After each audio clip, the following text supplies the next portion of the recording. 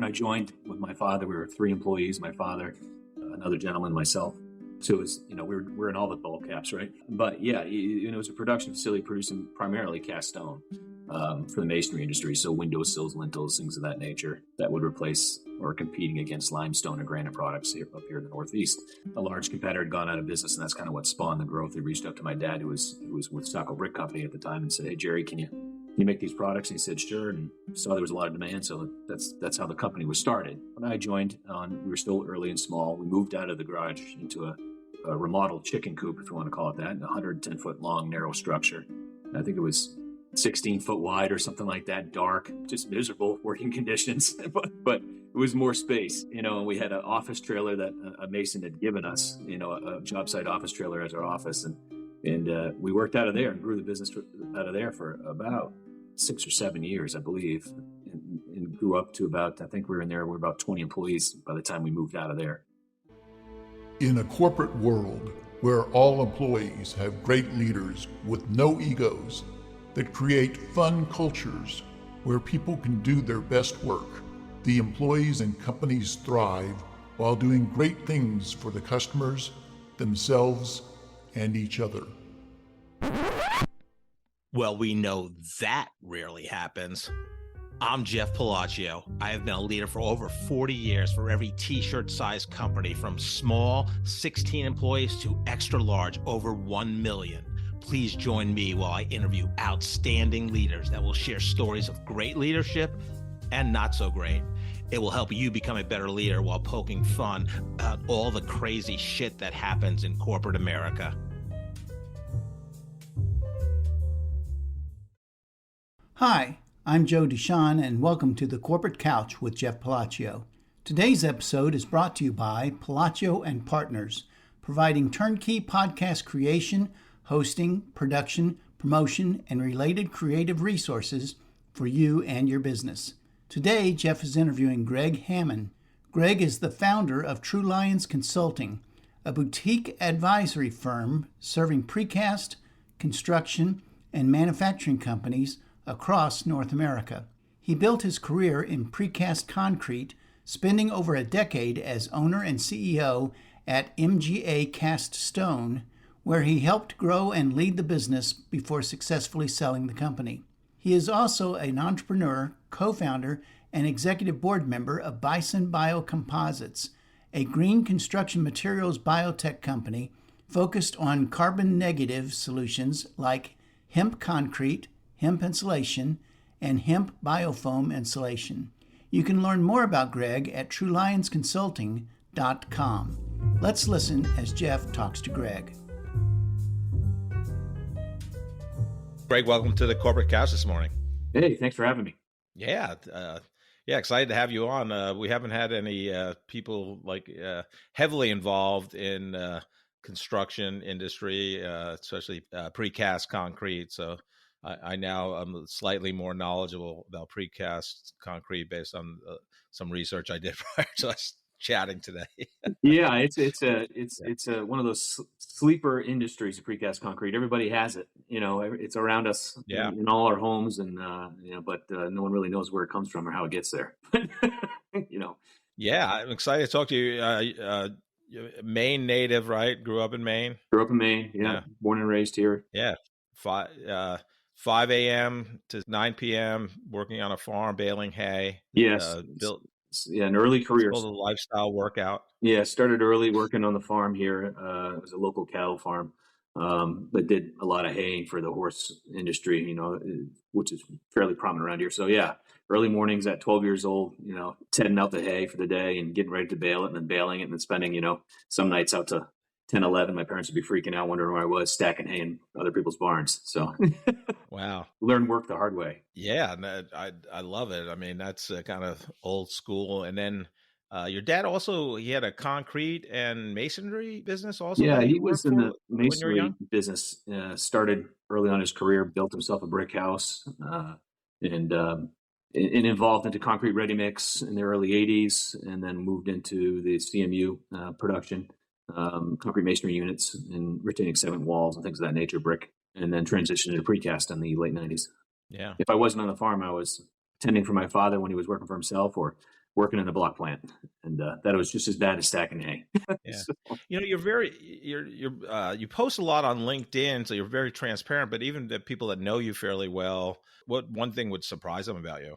yeah, Jeff, I think, what people who don't know me, what's important to me is freedom. The ability to create a lifestyle through the entrepreneurship that I have that gives me the freedom to be with my family. That's what most people wouldn't know about. That's highly motivating for me. I noticed a post you had on LinkedIn about, your father giving you some advice and father advice, and it was think, before you left the house, probably, as a Yeah. teenager with first try.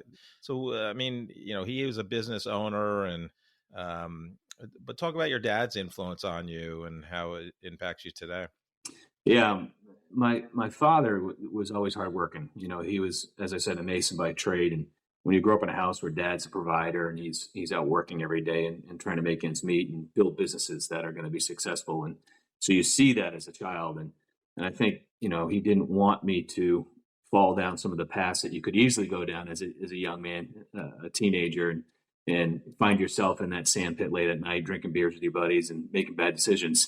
so so early on, his mindset was just think, and he'd say, "Greg," and I'd walk over to him, and he'd grab a hold of my head and say, "Think," before I leave the house and jump in my Jeep, and think before you act, right? Think before you do something. Think about the consequences. Think about Right. what your decisions are going to lead to, and that's just been a major influence in my life growing up. And he was we worked together too, with the precast company early on, and I bought him for a good decade. We worked together, and I bought him out in 2010, but even then, as a maturing leader, my father was never one to lead so much. He's much more of a doer, he's like hands-on and very innovative in that role, and creative. But he would still come up to me and, before a meeting and remember what I say, think before you talk here, think about Right. what we're going into. And that's something that it just sticks with me today. And, I think, it's something that resonates in my head before every major meeting I have or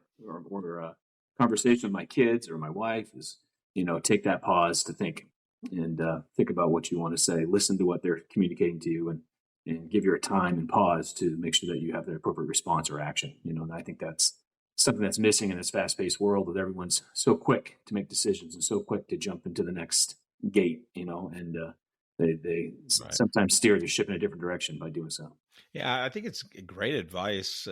Having raised a couple of my own kids, that human brains don't fully develop till you're 25, and probably for Mhm. males it's longer than that. But I think we're still you know, developing. right, exactly.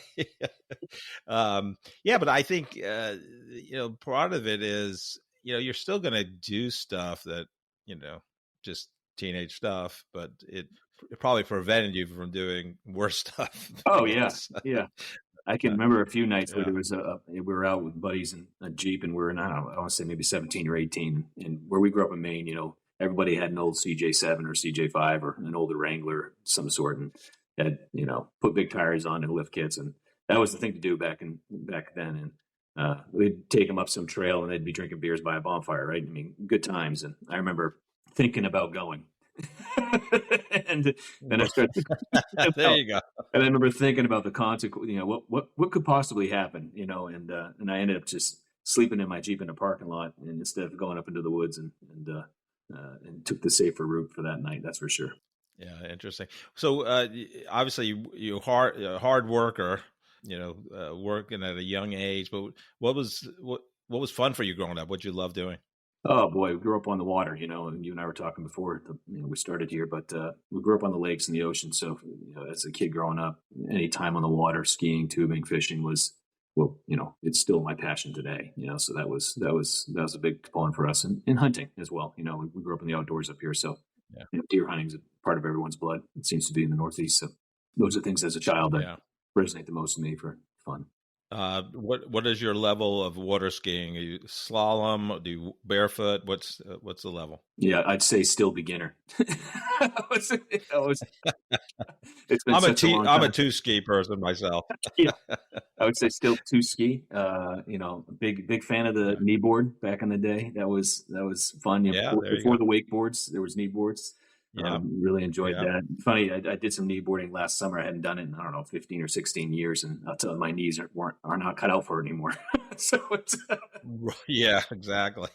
Yeah, my first experience water skiing, it was between my junior and senior year in college, and a bunch of us, I don't even know who had this cabin in the Poconos in Pennsylvania, but it was mid-May, and I was in a full body wetsuit and learned to ski in the Poconos on yeah. two skis type thing. Yeah, that water was cold. We talk Yes. about cold water in Maine. Yeah. It Yeah. The was lake pretty water, cold in the Poconos in May. it's cold in the Poconos and the lake water in Maine. I mean, some of the bigger lakes, a warm up is 70 degrees. So it's, Yeah, you know, exactly. We did cold plunges before it was a thing they're type right. thing. Yeah, for Uh, sure. Yeah. yeah, yeah. Like when you were 10 years old, did you have any aspirations like, hey, when I'm an adult, I'm going to do this? I think early on, I wanted to obviously replicate what my dad was doing, but I always wanted to be in construction. I said building stuff. That was early on aspirations. Farming obviously took some Yeah. play there for a while. I kind of contemplated if that was a career that I wanted to do, through high school. And I was never one for the academics, so it was. I obviously went to college. That was the path most of us took back in those days. But and I remember in high school, I found out that they would give you credits for working. And I was like, so if I go to work, if I have a job, I can get credits. And I said, how many credits? It was like half a semester's worth of credits in high school, if you were working. So I ended up taking Wow. that path for a lot of high school, which was to my benefit, working in the trades later on here in life. But to be able to just, go to school for a couple classes in the morning and then jet out around 10 and go to work, so starting early, it builds that character for sure, for what you're going to do in the future. But and that young age is tough, right? You always you might want to be a firefighter for some kids or whatever it is, but I was surrounded by guys Right. who worked hard all the time, so that's kind of what I looked up to. Yeah, that you had better aspirations or more realistic than I did. I wanted to be an NFL quarterback, so Yeah, that obviously didn't happen. But then I would have never met you because we're doing the podcast together. So there you go.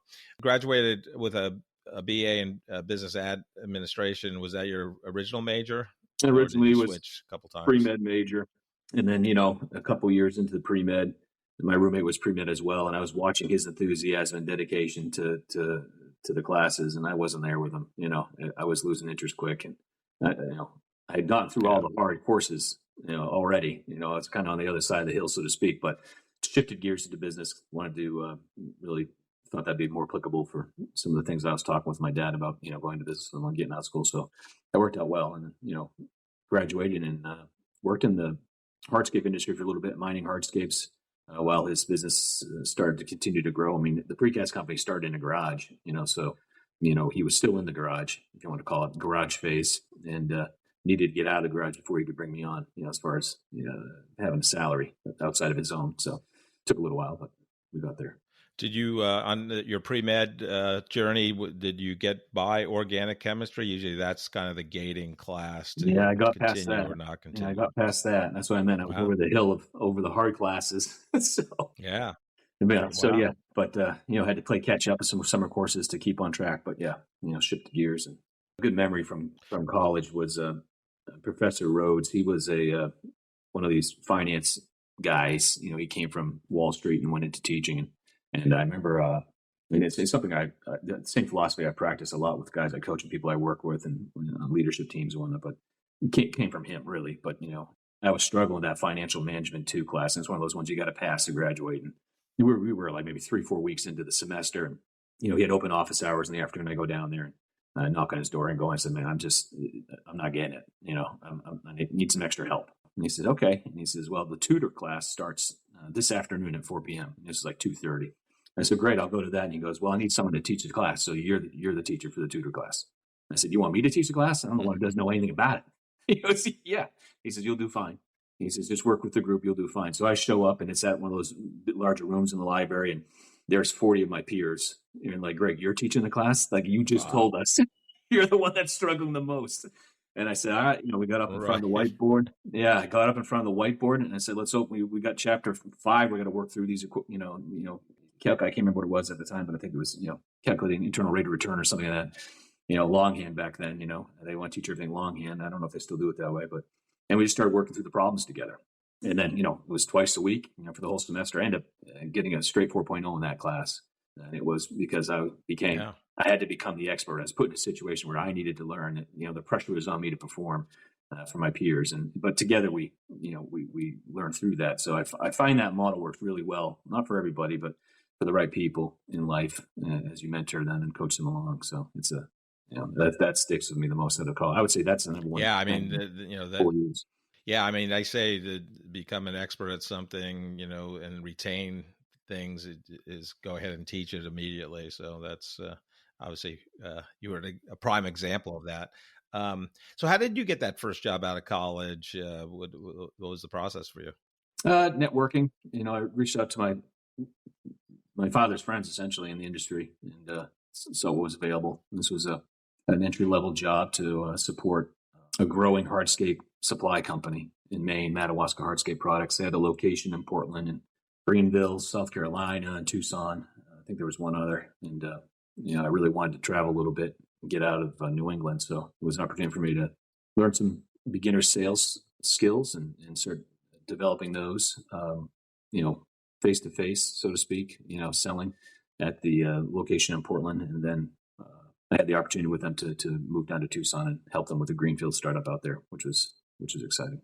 Yeah, a little different climate than Maine.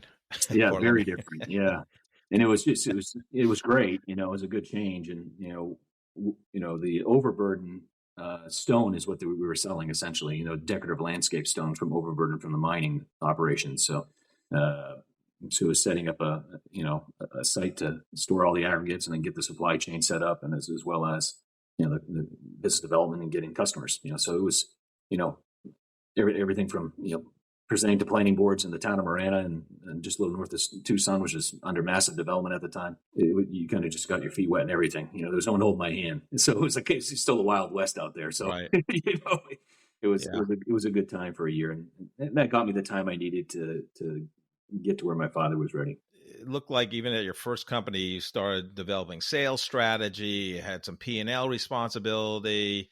You become a CEO at a young age. Did you have innate leadership ability, or did you hone it? Where did that all come from? I would say I've always been a leader growing up. I was always the one that the kids would pick to lead a group session in elementary school, and same thing, captains and sport teams and whatnot. So it's kind of natural, but honed. As I learned, I had some great mentorship along the way, not just from my father and his philosophies, but a great person through I would say, once I took the title of an ownership in a business and COO and CEO roles in our precast company. Jim Delameter, he's a former CEO of Northeast Bank. I think he's been retired since 2006, maybe 2007, something like that. Became a real great friend and mentor for me. And he led a large bank for 30 years. And although not in the precast industry, the philosophies of leadership and P&L management and all those type of strategic thinkings were invaluable. It was a great mentor to have. It was a very great mentor to have in my 20s, early 30s. It looks like in 2006, you left your first job. You go to MGA Castone, start as an operation manager, and then about 7 years in, you're a young CEO. Yeah. Talk about that journey. Yeah, it was quite a journey, with the ups and downs along the way, as any business is. It, like I said, it started in a garage, and when I joined with my father, we were 3 employees: my father, another gentleman, myself. So it was, we're in all the ball caps, right? It was right. changing hats every minute. But yeah, it was a production facility producing primarily cast stone for the masonry industry. So windowsills, lintels, things of that nature that would replace or competing against limestone and granite products up here in the Northeast. A large competitor had gone out of business, and that's kind of what spawned the growth. They reached out to my dad, who was with Stocko Brick Company at the time, and said, "Hey, Jerry, can you make these products?" And he said, "Sure." And saw there was a lot of demand, so that's how the company was started. And when I joined we were still early and small. We moved out of the garage into a remodeled chicken coop, if you want to call it that, and 110-foot long, narrow structure. And I think it was 16 foot wide or something like that, dark, just miserable working conditions. but it was more space, and we had an office trailer that a mason had given us, a job site office trailer as our office. And we worked out of there and grew the business out of there for about 6 or 7 years, I believe. and grew up to about, I think we're about 20 employees by the time we moved out of there. So that was a journey in itself, and as each year and every quarter the company grew, we looked to hire and fill roles that became more prominent and needed for us. Strategy back then was, really up in the air in our heads, early on in those days. We had a business plan, but it was so interactive and so organic that it wasn't in a formal way, if you want to call it the way that we operate today. But 2008, 2009, somewhere around there, we were a bit lagging on the recession that hit everybody.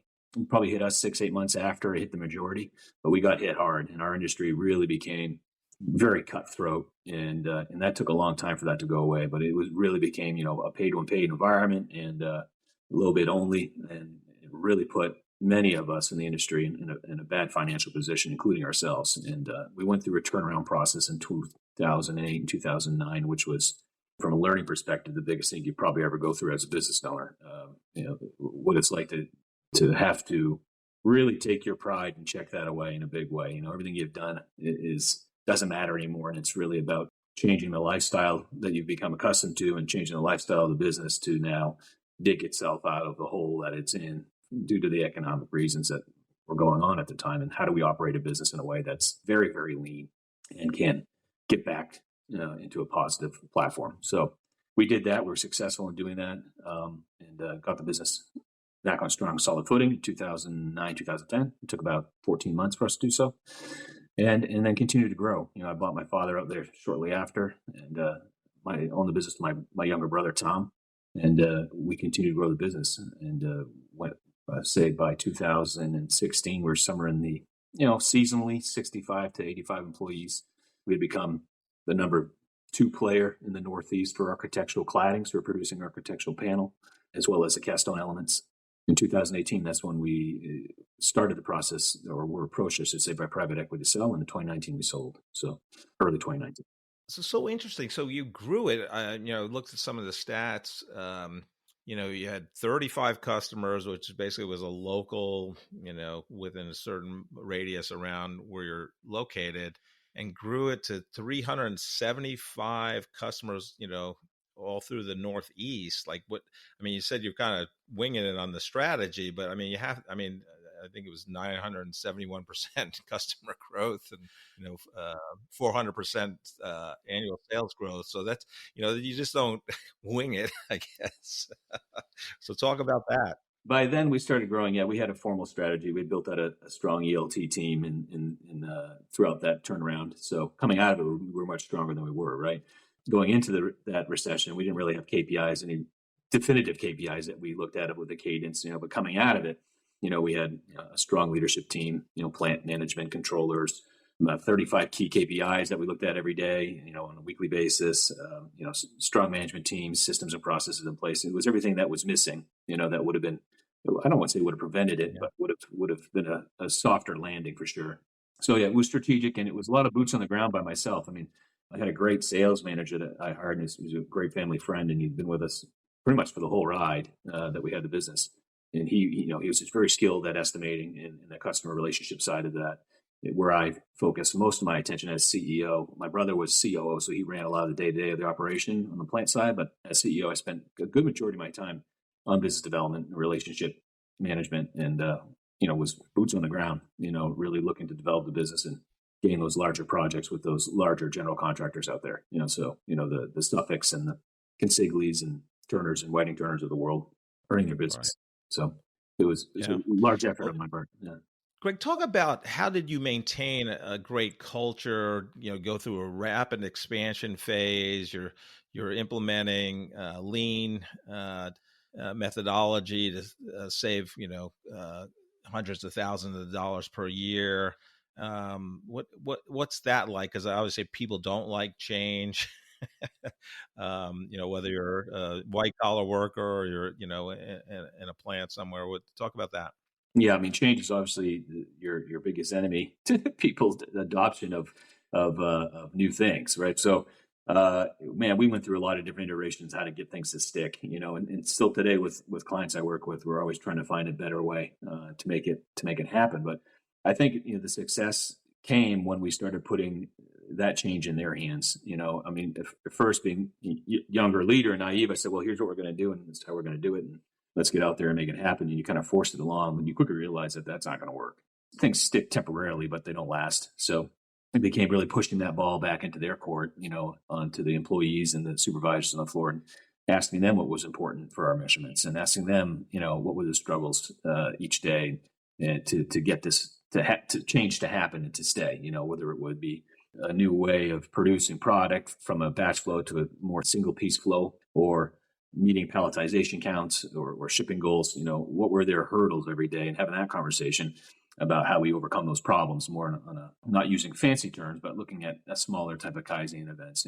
As we got everyone leaned and started using those type of terminologies, that's what it morphed into. But we were just doing it naturally without any fancy terminology at the time, but letting them develop that. And that's really where it started to stick, right? And where we started to get that change, to get momentum and carry on its own, if you want to say, in some shape or form. Yeah, interesting. And what were kind of some of your learnings during the selling process, the sales process to the private equity firm? I learned a lot what not to do. So I unfortunately didn't have any mentorship in that process, and I would have done it quite differently now that I'm heavily involved in that world. But I think that's part of it, right? I mean, you gotta learn sometimes the hard way and make those mistakes so that you understand what not to do next time, whether it's with my own business or with a client's company.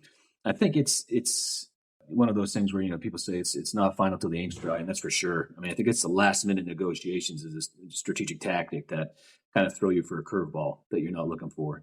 As far as when it comes down to, the art of the deal, if you want to call it, they play those last minute curveballs, and that kind of caught us off guard, gave them a little bit of leverage. But as far as, we weren't prepared to sell. We were just kind of approached. So we had we done it differently and we were looking to position the business for a sale, we probably would have got a few more EBITDA lift points out of that, multiples, if we had spent more time prepping the business to be in that position to sell. So there was things that could have, I think Bill Cooper, who our business developer, does a great analogy. He talks about when he was a kid growing up in Danvers, he had an old 1800s house, and his dad was fixing it up room by room.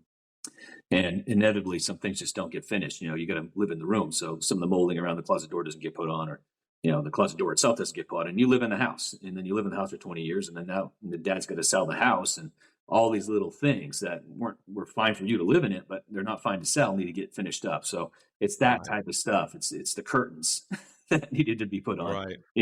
The closet door, the wall painted or whatever. Those are the little things that would have been nice to have time to do. But I think that's where we see in our client base, a lot of people, looking to sell their businesses and not sure quite how to do it. No, that's the biggest piece of advice I have on the sell side is, how to prepare. And was it always the plan? It looked like you just basically you sold the business, and was it your plan always, instead of kind of going out and finding another company and become the CEO, was it always build your own consulting business in the space? In some ways, yes. My wife tell you, I said it many years ago when I was going through the turnaround. I said, I remember saying, man, I'm learning so much. This would be so valuable some in the future. I should consult at some point, So it just kind of happened.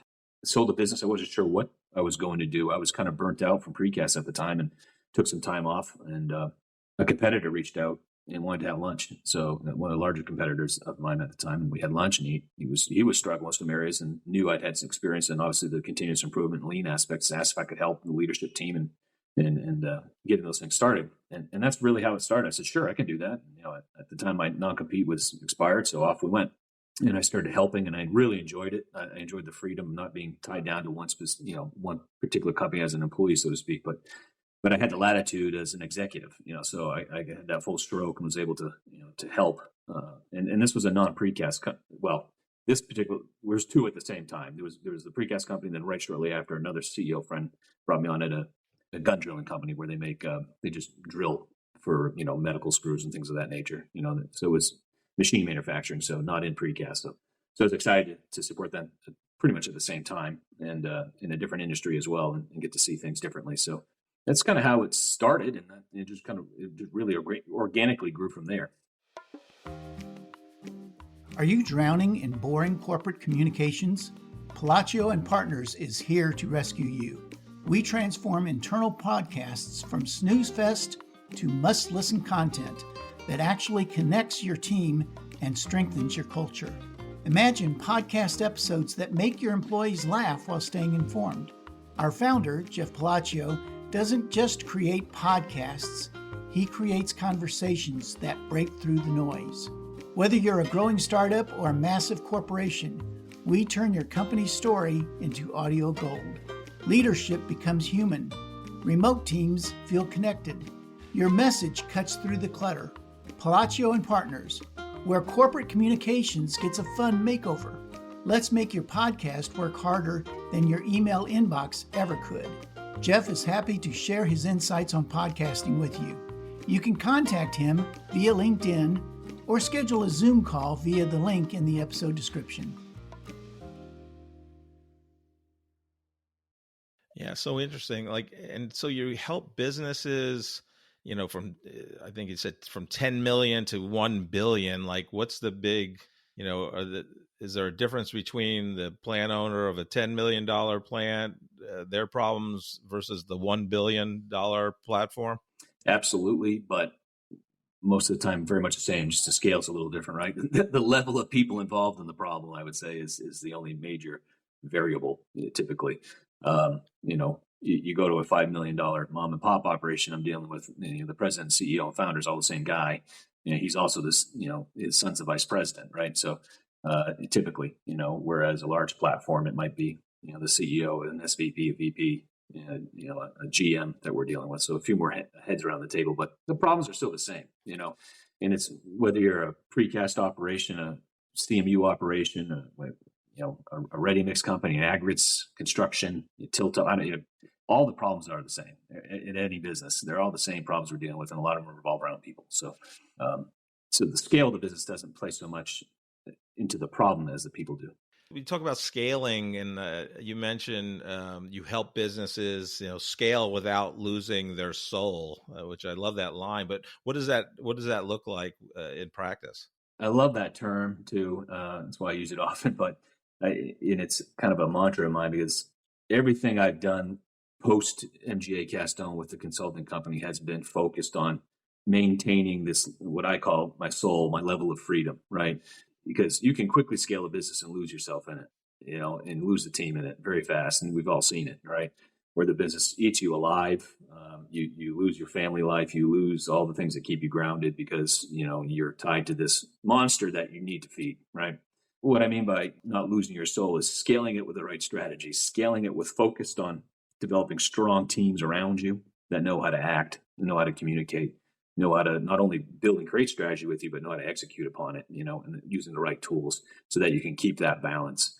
And people say, well, there's no work-life balance. I mean, there really is, in my opinion. And it's when you build a team that can execute your growth plan and do it well, it's not to say that you don't have days that you get drowning, that you feel like you're drowning, and there's days that you disconnect and you feel like it's eating you alive. Those come, they're just going to happen. But you've got a backstop. You've built something that's going to be strong, that can support itself, and that's not going to run with the wheels off the train, so to speak. Talk about your time, in leadership roles as well as your consulting practice, because, here you are, you grow up with, a strong work ethic, grit, you're getting up early, you're disciplined. I mean, I would say most, kids growing up are not that disciplined, and the work ethic's not there. And I think one of the biggest challenges as a leader is, you have to, you're a certain way, I'm a certain way. So, but you're leading people that maybe don't share the same strengths in those areas. How did you develop as a leader, kind of, leading people different than you?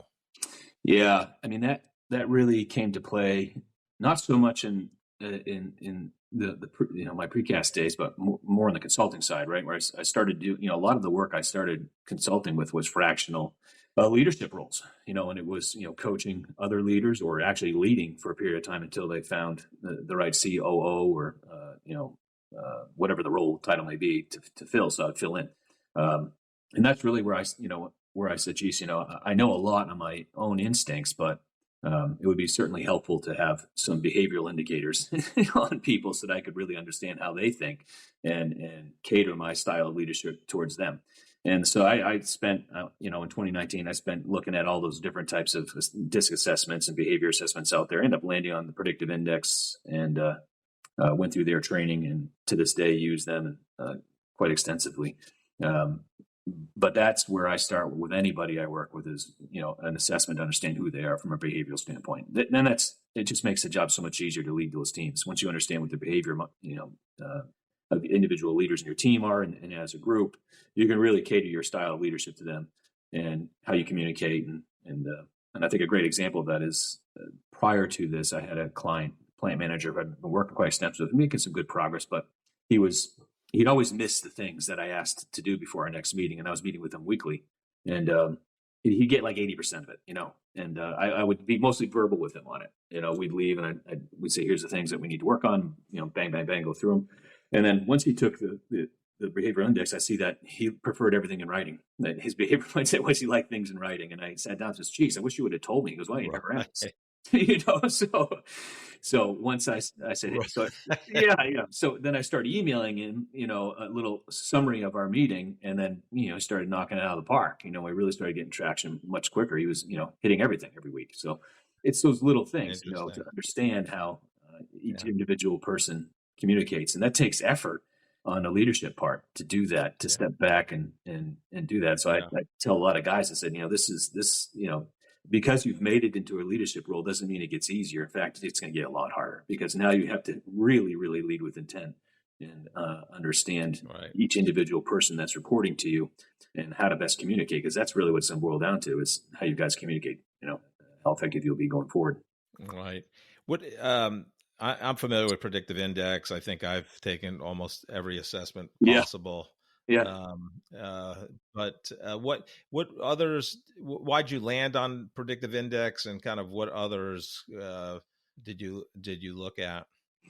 Oh boy, I don't remember all the other ones, but obviously Myers-Briggs, the original ones, and there's another couple of it. But the big reason why I landed on them was I liked the approach, the different profiles. I thought that was really nice how they packaged up the software, and then second to that was the team design. At the time, I don't know if anyone else has it now, but at the time, they're the only ones that had the team design. So you could pull the team members together with the behavioral strategy and see where the alignment was on that. Really critical and eye-opening was with a client that was in the machining space. The growth strategy they had, I was there to help support a new sales team and develop a sales team along with some continuous improvement. And, the current sales team they had put together, they were all process and precision guys. They were all engineers. Every single one of them. None of them was change makers. There was no innovators in the group. Innovators from an engineering standpoint, but not the guys that are going to go out in the field and bang on doors and develop new relationships. That was terrifying to them. So we didn't know that until we saw the behavior profiles. And once we saw that everyone was in the lower quadrants and there was nobody in the upper right, you quickly realized that we had to build a team that had the right behavior set to go after these large DuPonts of the world to get the new business. So very helpful. And that's why I like the Predictive, was that tool that they had was kind of set them apart at the time.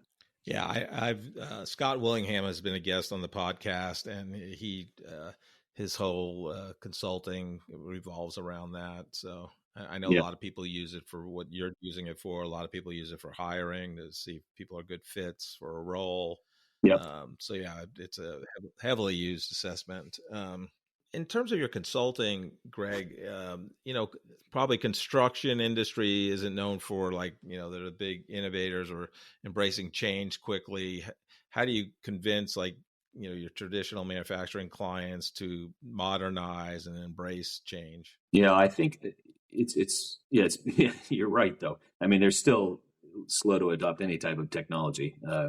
It's changing much faster now that the next generation of people are getting into leadership seats. You'll see that. I'm seeing that everywhere now. The silver tsunami is upon us. So there's a lot of people retiring and still in their plants, and the next generation is coming. So it's making it a bit easier. But someone's got to be humble. The plant manager, the owner, the president, whoever's making the decision maker. They got to have a level of humility to understand that what has worked in the past isn't working anymore, and whether they're selling their plant or growing their plant, whatever they're looking to do, they're going to have to make changes. They're going to have to invest in technology. They're going to have to do things much differently than they have in order to compete. And that's just the reality of manufacturing these days. People say, well, these heavy labor industries that they'll be slow to change because it's all labor driven. Well, I'll tell you what. I mean, artificial intelligence and technology has creeped its way into every single corner of it. And it's all positive from what I can see so far, and the ability to automate processes in the precast concrete space and in the product space, concrete's product space has come such a long ways that it's not a hard sell. I'm not an equipment seller, so to speak. We don't sell equipment. We help plan people, and put them in positions to buy the right equipment. But it's really an easy story to sell to the guy who lacks the humility sometimes to see through that. But ultimately, they've got to be in a position where there's enough pain that humility becomes the leading forefront to making decisions, because they got to understand that they just don't know it all at the end of the day. And that's why we're there. I'm not sure if I answered that question exactly the right way, but it's quite complex. No, it's great. To go back to Predictive Index for a second, I've talked to many guests, founders like yourself, CEOs, various different C-suite. And I think one of the things I think is one of the biggest challenge of leadership today, especially in a post-COVID world, with return to work, and obviously for a manufacturing plant, people go into the office, but Right. It's also we talked about the, intellectual tsunami coming because the baby boomers are retired, but there's no other time that a leader has had to manage so many different generations. So you have, baby boomers are still working, you have Gen X, the millennials, the Gen Zs, even I think Gen Alphas,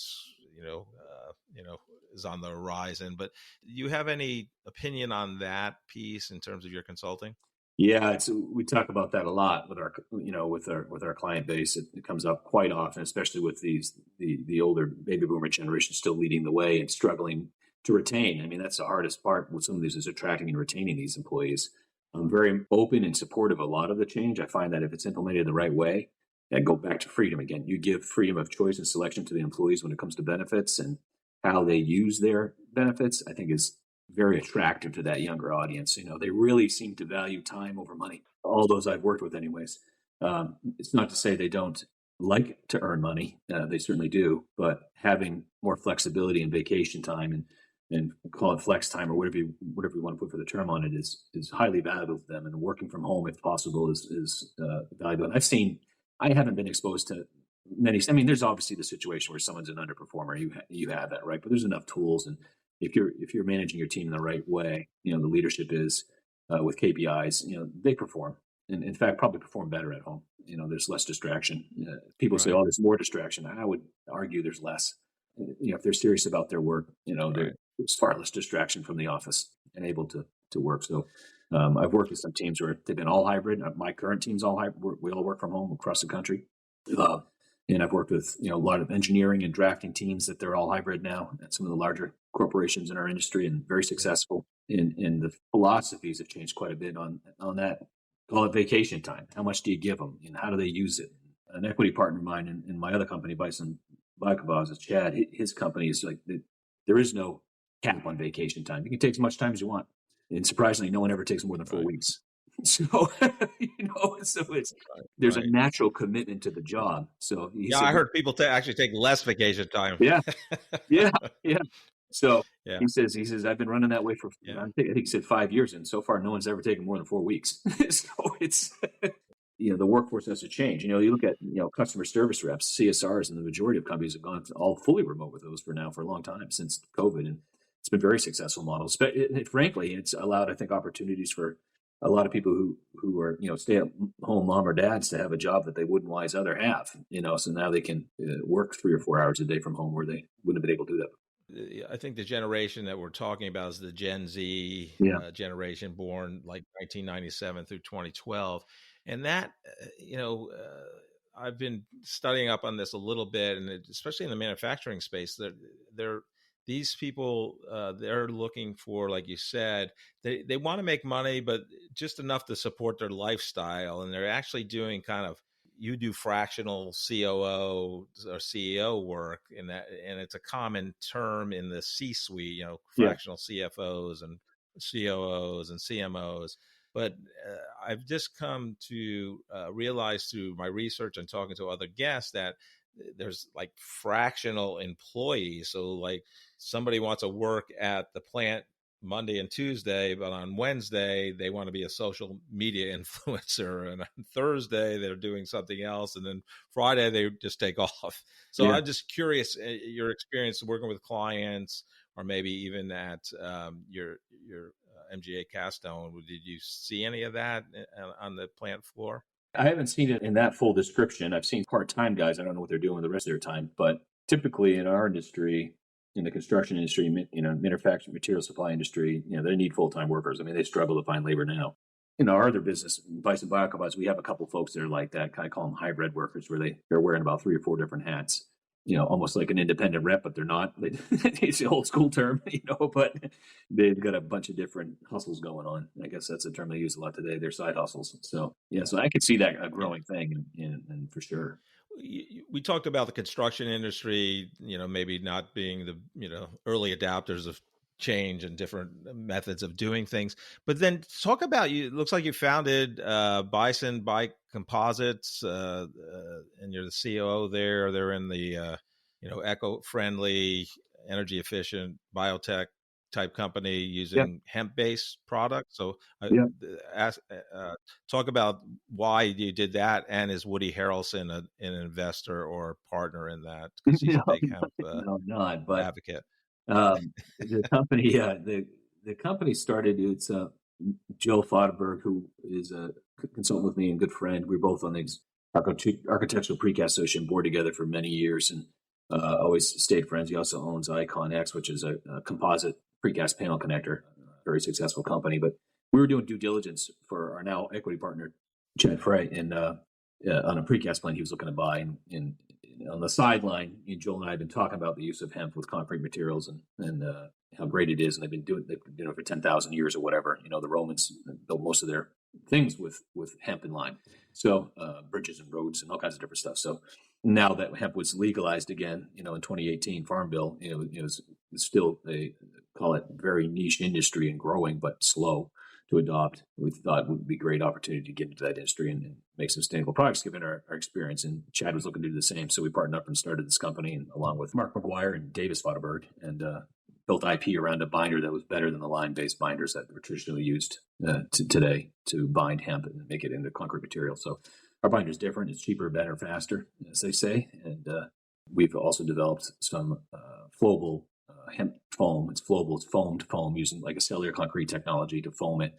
And its insulating value is the same as XPS or EPS or polystyrene foam. So you can use it in the precast panels or insulate your home walls with it, or whatever you want to do. And the benefits are obviously it's doesn't mold, doesn't rot, doesn't burn. It's about the same price, and the R value is the same. So it also has a carbon neutral or negative impact on whatever structure it's going into. So it's pretty cool. It's a fun company to be a part of and grow, and we're getting a lot of traction with it right now. So. Any big surprises, because it's kind of a non-traditional product in your industry? So what was the biggest surprise when you started the company? Yeah, I think what we're learning is just as of last week is really adoption is focused around the mechanics of it, not so much the product, but the mechanics of how they make it and how they apply it in their plant or on site. The equipment that's used, and so we're at that phase of working through what's and it's kind of a case-by-case basis, really, on the precast side for precasters who do precast panel, replacing their XPS or polystyrene foams with this product. It becomes down to volume and the size of the plant, their mixing capabilities, things of that nature, product handling that determine the most feasible path for them to adopt. But like any company, we've got a lot of different things going. We also have some floor underlayment product coming to light, and as well as some bat insulation, a few other products too. So it's really supply chain and IP based company. So we're really working multiple angles at once. So it's fun. It's fun. Everyone in the group is very excited about it. We're a little over a year so far under our belt, and growing quickly. So it's getting a lot of traction. Obviously, it's a real viable product and got a lot of power behind it as far as knowledge and industry folks. we talked when we first met over Zoom that you're very active on LinkedIn. And you probably weren't when you were the CEO. I'm just guessing. I don't know if that is for a fact.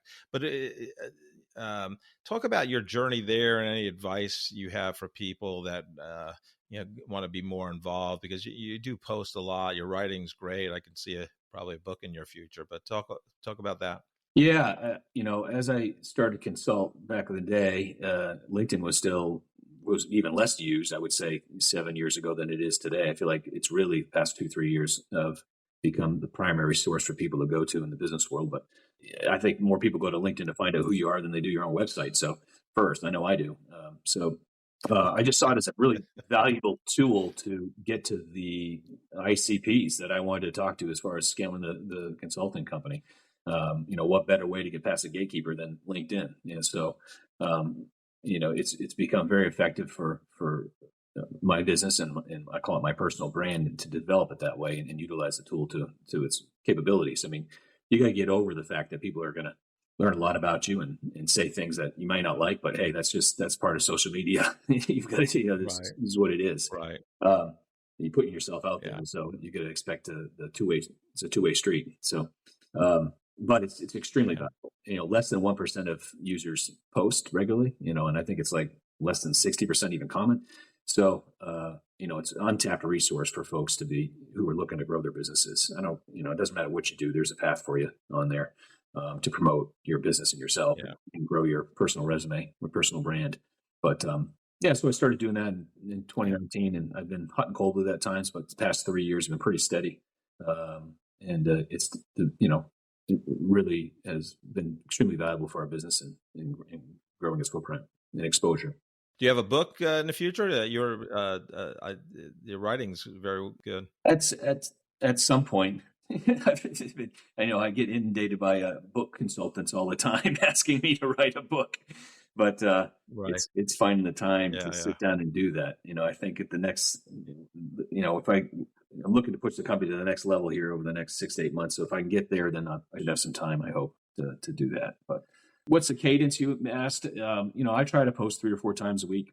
I mean, I have kind of built my own strategy around that with the type of content and how I post. I like to talk about what I'm doing each week. So people who follow me will see that whatever I'm talking about is probably what I'm working on, with clients that week. That's what's front of mind, and trying to share those stories in a way that I can without violating NDAs.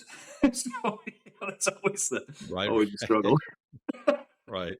You don't tag the company in the post that you're working with when you're NDA. Yeah. If I can, as you see, it's very rare that I do. But it's yeah.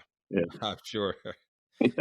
Do you have like a theme? I know some people like, Monday's a certain theme, and Tuesday's a certain theme, and Thursday's a certain theme, or it's basically pretty haphazard. But I pretty much take a storytelling framework for most of it. I've tried those type of things in the past, early on, and they work. They're good. They get you out there. I mean, something is better than nothing. Yeah.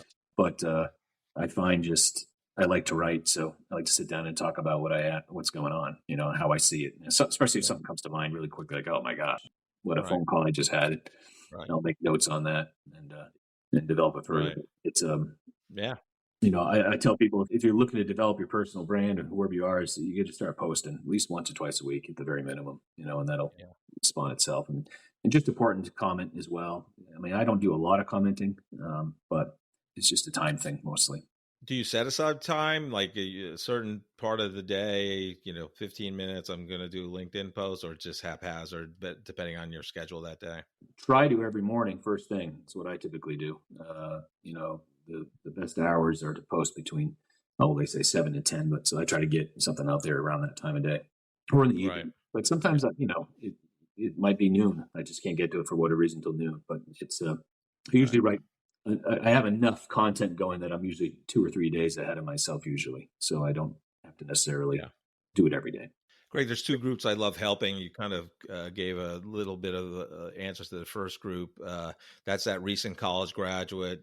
College do a great job getting you your degree and what you need to study and things like that. But their advice on getting a job and the assistance there sometimes is lacking. You talked about networking, but what other advice would you have to a recent college graduate as they begin their post-college career?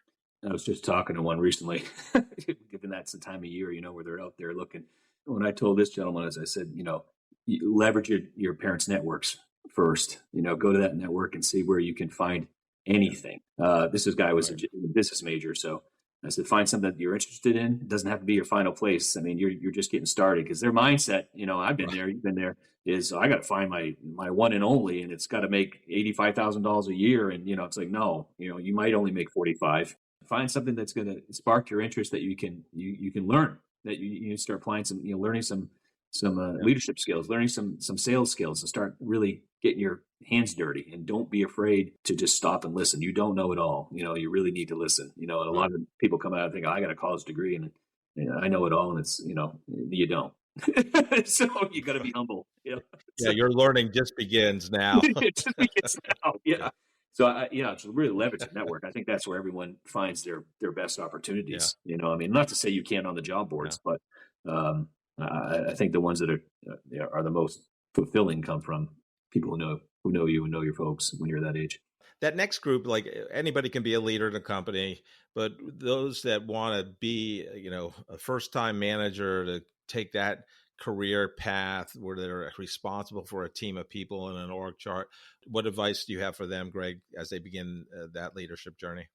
I think the biggest one that comes to mind with that is, when I've dealt with this in the past with my own teams, is, are you ready to change yourself? Are you ready to be a different person? And they say, well, what do you mean by that? And it's like, well, everything changes, So you go from someone completing a task to someone who's then managing others' tasks, to then someone who's leading others who are managing others' tasks. So, so you go from a transactional relationship to a transformational relationship. So are you comfortable with constant change? Are you comfortable with having to work on yourself far more than you ever have? And so it's getting them over those hurdles. And if they are, then great. Let's go down this path together, because it's going to be a wonderful path for you. But understand, it's not just a title.